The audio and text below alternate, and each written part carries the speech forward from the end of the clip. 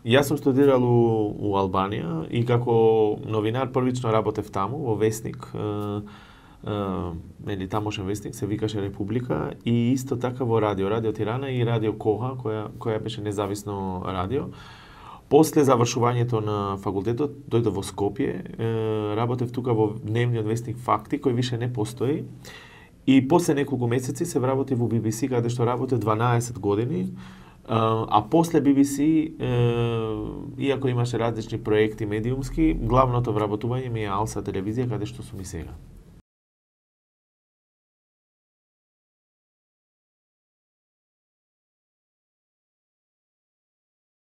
Тоа што може да се каже е дека јас кога почнав да работам новинари, можеби прибаѓам на таа генерација каде што имаше огромни трансформации во општеството.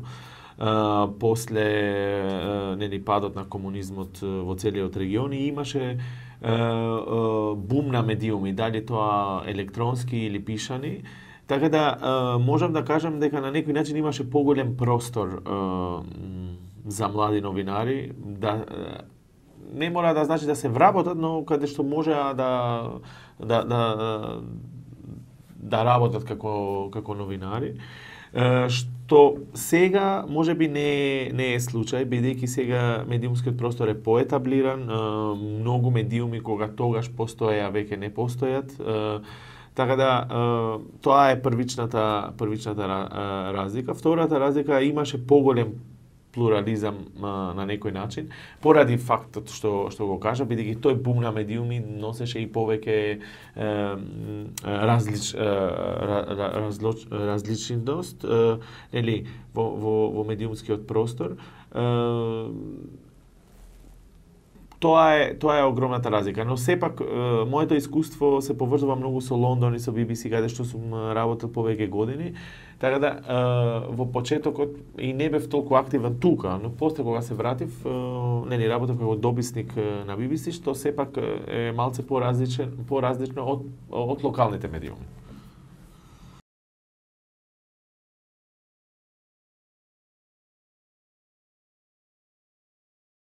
Тоа беше за мене многу, мислам, многу, како да кажам, позитивно искуство кое на некој начин ми ја детерминираше кариерата, бидејќи се направи еден конкурс, нели, каде што ја аплицирав. Во тој период аплицираа повеќе луѓе, можеби од целиот регион.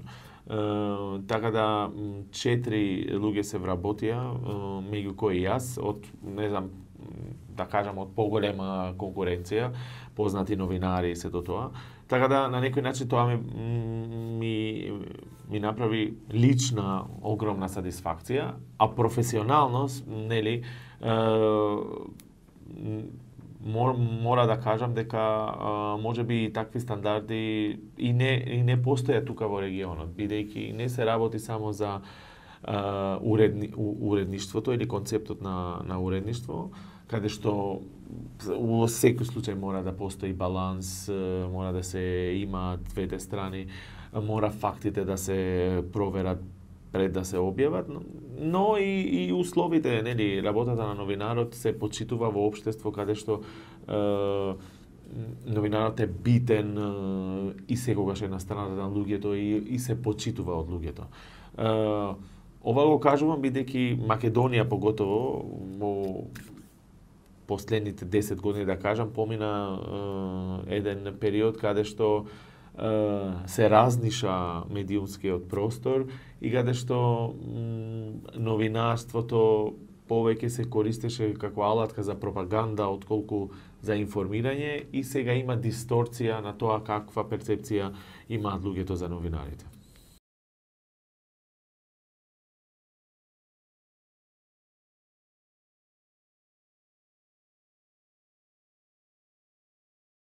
Тоа што секогаш треба да се има предвид е дека власта и новинарите се во различни страни.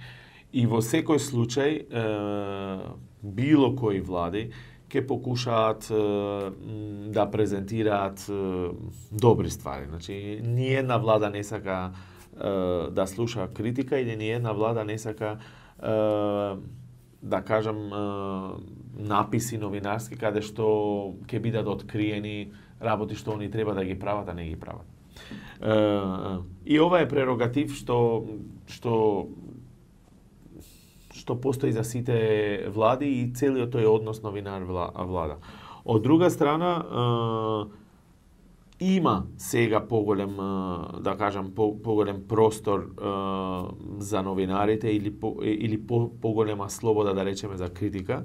Тоа што може да се каже е дека властите на некој начин сега реагираат побрзо на тие критики, но дали е се идеално, секако дека не е. Мора да се истакне дека тоа што помина Македонија, владење, авторитарно владење, каде што на некој начин имаше огромен притисок кон медиумите, можеби сега директно не постои, но не мора да значи дека, како што кажав, се е идеално и дека сега владата ќе биде 100% транспарентно. Тоа не може да го очекуваме, но најверојатно и не треба да го очекуваме, бидејќи тоа е примерот на сите влади во светот. Но има поголема доблеза реакција и не може да се каже дека има директни притисоци, како што беше случајот порано.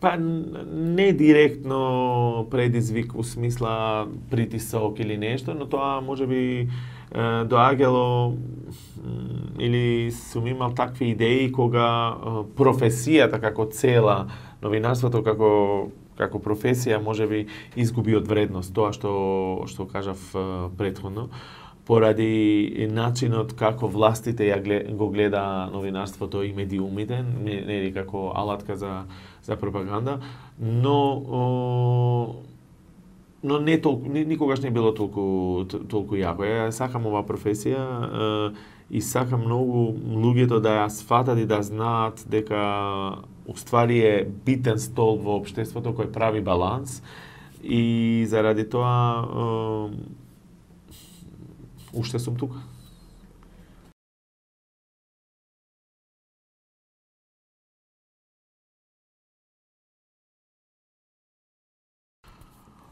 Па, ако може да кажам, а јас доаѓам од такво искуство, бидејќи BBC, кај што сум работел јавен сервис, тоа треба да биде многу независно. И за тоа треба да има две прерогативи. Прво, властите и политиката да сфатат дека независноста е во нивна полза.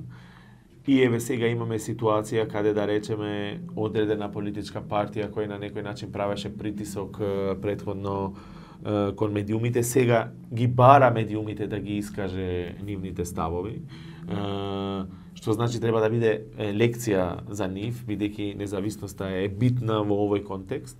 И вториот момент е и менталитетот на самите новинари и јавниот сервис кои таму работат. Значи треба да бидат појаки од притисоците кои ги имаат.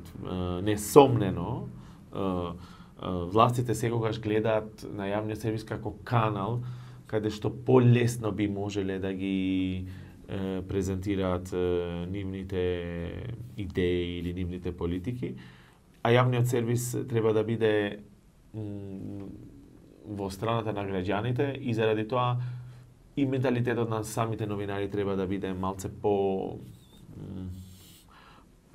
поотворен кон професијата, да речеме. Знам дека ова, вака, кога се кажува и не е фер, можеби, кон колегите, но предизвикот треба да биде, можеби е поголем и треба да биде така подиректен од тој контекст.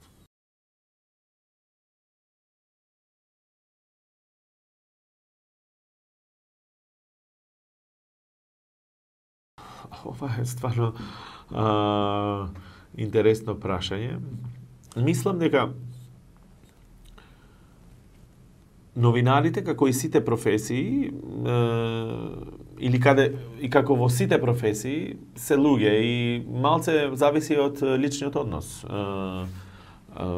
Нели, колку сте колегијални, какви карактери имаат новинарите и мислам дека од тука почнува се. Претходно можеби немаше многу голема солидарност, бидејќи медиумите се поделија на провладени и критички и на некој начин повеќе поголемиот број на медиуми стана, нели, поради притисокот така на некој начин провладени, но од друга страна има и конкурентност, нели? Бидејќи сите ние сме можеби пријатели, ама секој од нас сака текстовите да бидат подобри, изворите да бидат подобри, гостите во емисии да бидат подобри. Значи има и таква конкурентност. Но мислам дека има разбирање и се сведува во овој период барем на личните односи.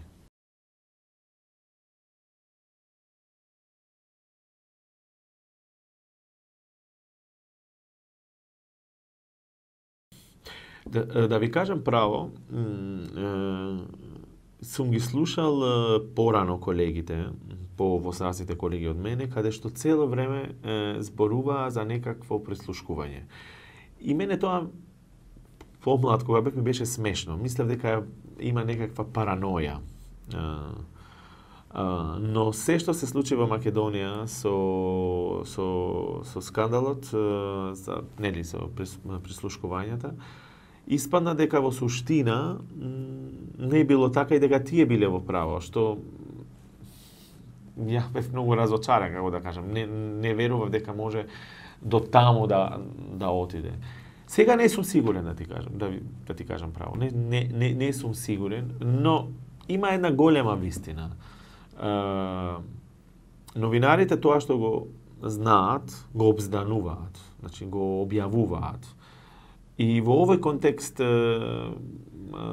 политичарите не треба и многу да се плашат у смисла на тоа сега ќе ги прислушкуваме, да видиме што зборат или не знам какви извори имаат, бидејќи што и да дознаат, дали да биде истражувачко новинарство, дали да биде деликатна тема, дали да биде секојдневна, нели, тоа што работиме секој ден, целта на новинарот е тоа да го објави. Да нема многу мистификација во тој контекст. Но се надевам, не сме прислушкувани повеќе.